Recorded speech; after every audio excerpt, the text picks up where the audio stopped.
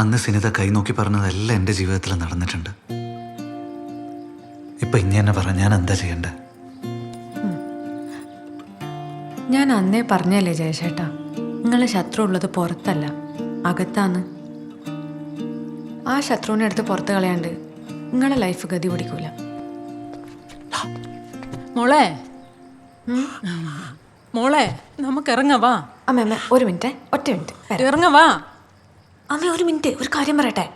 ജയശേട്ടാ, അന്നേട്ടനെ കണ്ടപ്പോൾ എനിക്കൊന്നും തോന്നിയില്ലെങ്കിലും ഇന്നേട്ടനെ കാണുമ്പോൾ എനിക്ക് എന്തൊക്കെയോ തോന്നുന്നുണ്ട്. ഇന്നേട്ടൻ എൻ്റെ മുമ്പിലിരിക്കുമ്പോൾ മറന്നീക്ക് പുറത്തു വന്ന സൂര്യനെ പോലെ തോന്നുന്നു. തോന്നുന്നില്ല? നീ ഇവിടെ വട്ടി. ഇവൻ ഏതാ ചേട്ടാ? നമുക്കൊരുമിച്ചൊരു ജീവിതം. പോവാ. അച്ഛൻ വരുന്നുണ്ടേ, അച്ഛനോട് പറയണ്ടേട്ടാ.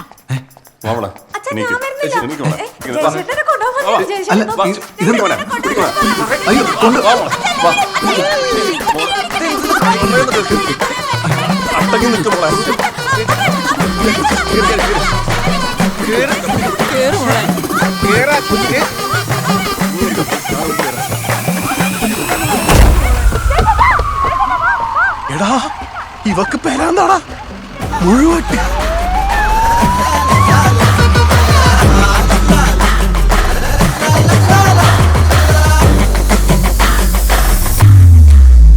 ജിതേഷേ, പെരാന്തിച്ചാണെങ്കിലും ആ സിനിത പറഞ്ഞാലും കാര്യമുണ്ടടാ. എന്ത് കാര്യം? എടാ, ഓള് പറഞ്ഞില്ലേ എൻ്റെ ശത്രു പുറത്തല്ല അകത്താന്ന്. അത് ചിലപ്പോ എൻ്റെ ഉള്ളിലുള്ള ഞാൻ തന്നെയാണെങ്കിലോ? ഇതന്നെ അതിന്റെ പ്രശ്നം. കണ്ട പെണ്ണുങ്ങൾ പറയുന്നതെല്ലാം കേട്ട് നടന്നോളൂ. എടാ, നമ്മൾ ആണുങ്ങൾ ആരെങ്കിലും ഈ പെണ്ണുങ്ങൾ പറയുന്നത് കേൾക്കുവാ? നീ എന്നാ ഗോപിക പറയുന്നത് കേട്ടിട്ട് ഓളെ ടൂറിന് വിട്ടോണ്ടല്ലേ ഓള് നിന്നെയും വിട്ടിട്ട് മറ്റോളോട് പോയത്? എടാ, ഞാൻ എന്നോട് പണ്ടേ പറയല്ലേ, പെണ്ണുങ്ങൾ പറയുന്ന നമ്മൾ ആണുങ്ങളല്ല, നമ്മൾ ആണുങ്ങൾ പറയുന്ന പെണ്ണുങ്ങളെ കേൾക്കണ്ടെന്ന്.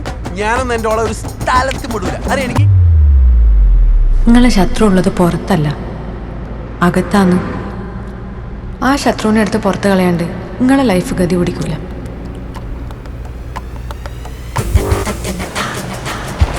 എന്താ മുദ്രക്കണം വണ്ടി എനിക്ക് എന്തെന്നാടാ ആ പെണ്ണിന്റെ പെരാന്താ കളിക്കാ? ഓള് കൈ പിടിച്ചേർത്താ എനിക്ക് തോന്നിനി. മിണ്ടാണ്ടിരുന്നോളണം.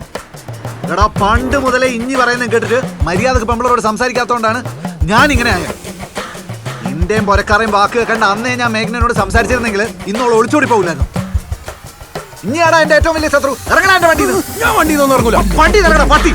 ഞാൻ ഇറങ്ങൂല. വണ്ടി ഇറങ്ങണ പട്ടി കുരിപ്പ. ഇറങ്ങണ ഇത് കുണ്ടി ഇറങ്ങും. വണ്ടി ഇറങ്ങണ. ഇറങ്ങണ. നീ എന്നെ വണ്ടി ഇത് പുറത്താക്കിയല്ലേ? ഇതെനിക്കാൻ കാണിച്ചില്ല. ഒരു ചോന്ന കാർ.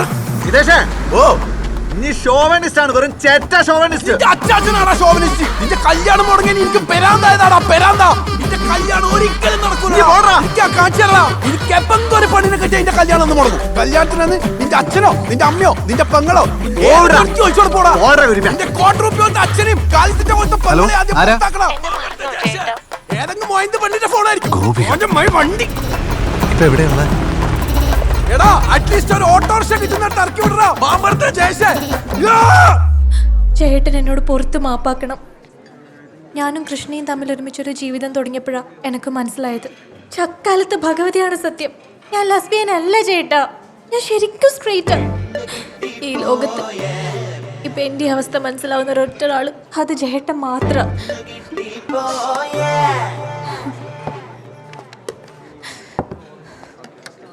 മേഡം പറഞ്ഞ പോലെ 2 പുഴുങ്ങിയ മുട്ട വെച്ചിട്ടുണ്ട് സാർ.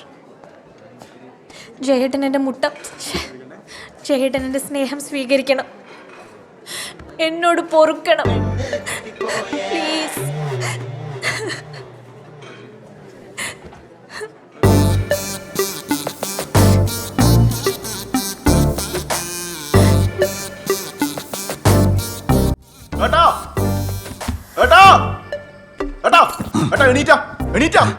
എണീറ്റിട്ട് എന്തിനാ? താഴങ്ങളെ ഭാര്യ വന്നിട്ടുണ്ട്. വമ്പൻ സീനാണ്. എന്റെ ഏത് ഭാര്യ? ഇന്നലെ കഴിച്ച ഭാര്യ. സത്യം.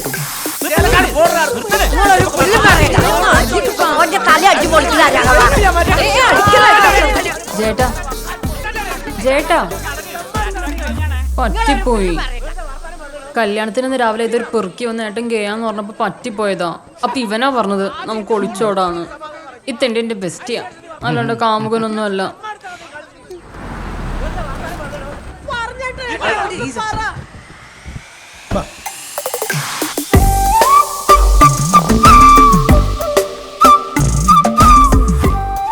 രാഘവ, ഇനി ഇങ്ങനെ ഒരു കുടുക്കിൽ കുടുങ്ങി കിടക്കുന്ന സമയത്ത് എന്റെ ചങ്ങായിയായ എനക്കത് കണ്ടു നിൽക്കാൻ പറ്റുക. എന്തായാലും എന്റെ മോള് എന്റെ പുരയിലേക്ക് വരികയാണ്. അപ്പൊ എന്റെ മോള് ലിഖിന എന്റെ പുരയിലേക്ക് വരട്ടെ, ജയേഷിന്റെ പെണ്ണായിട്ട്. നീ ഇപ്പൊ ജാതകം ഒന്നും നോക്കണ്ടെന്ന്. അപ്പൊ ഇറങ്ങല്ലേ? 2 കല്യാണം നമുക്ക് ഒന്നിച്ച് നടത്താം. ടീച്ചറെ, ഇതൊരുമാതിരി തൂറുമ്പം തീട്ടം കൊണ്ട് ആറാട്ടെന്ന് പറഞ്ഞ മാതിരി ആയില്ല. നിങ്ങൾ ഇത് എടുത്ത മാഷേ മുണ്ടാട്ട് നാട്ടായിരുന്നു.